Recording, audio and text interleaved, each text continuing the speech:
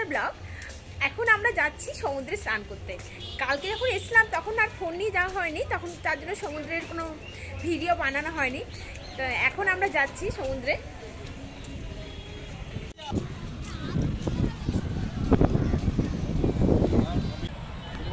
Happy Holi.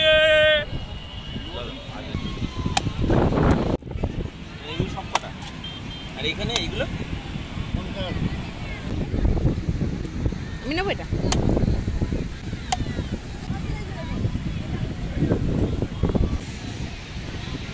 আমরা সমুদ্রে চলে এসেছি, কিন্তু সমুদ্রে নামবো তার আগে আমাদের সব লোকজনগুলো কোথায় সেগুলো খুঁজছি।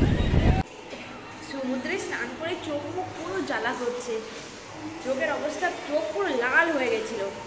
তো ঘরে এসে স্নান করলাম, স্নান করে এখন বাজে 4টের কাছাকাছি। এবার গিয়ে লাঞ্চ করবো।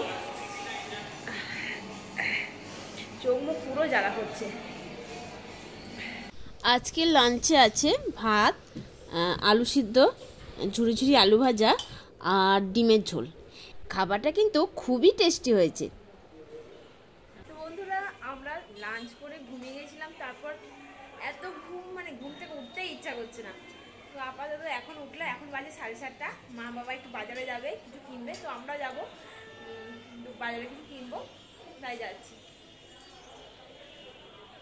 তো ফ্রেন্ডস, আমরা বেরিয়ে পড়েছি 4 জনে, মানে সমুদ্রের ধার থেকে বাজারে যাওয়ার জন্য।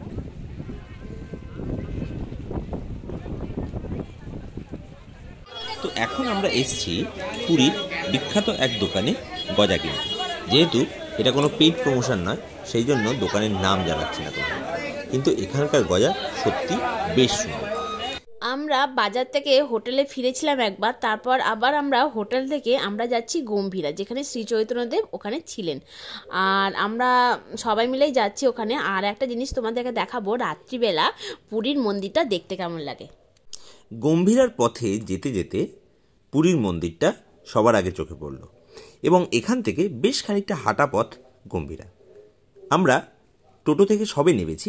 এখান থেকে টোটোর ভাড়া চুকিয়ে আমরা গম্ভীরার উদ্দেশ্যে রওনা হব। আমরা এখন গম্ভীরার রাস্তা থেকে যাচ্ছি, মানে গলি দিয়ে যাচ্ছি গম্ভীরাতে প্রবেশ করার জন্য, গম্ভীরাতে যাওয়ার জন্য। গম্ভীরা দেখতে এসেছি আমি, মা, বাবা, আমার বর আর ছোট কাকা আর দেওর। তো এখন আমরা চলে এসেছি গম্ভীরা, এবং এখানে শ্রী চৈতন্যদেব তার জীবনের শেষটা এখানেই থাকতেন। এবং এখানকার একটা স্পেশাল ব্যাপার হচ্ছে, এখানে 24 ঘন্টা হরিনাম সংকীর্তন হয়। গম্ভীরা দর্শন করে আমরা মাঝে একটু শঙ্খ কিনতে দাঁড়িয়েছিলাম, আর সেখান থেকে আমরা ফিরছি আমাদের হোটেলের উদ্দেশ্যে। আজকের সারা দিনটা বেশ ভালোই কাটলো, এবং শেষটাও ভীষণ সুন্দর। একটা এমন সুন্দর জায়গা, পুরীর মন্দিরে তো আমরা প্রত্যেকেই যাই, কিন্তু আমি সবাইকে বলবো এই জায়গাটাও যেন তোমরা অবশ্যই দেখো। খুব সুন্দর লাগবে, খুব শান্তি একটা।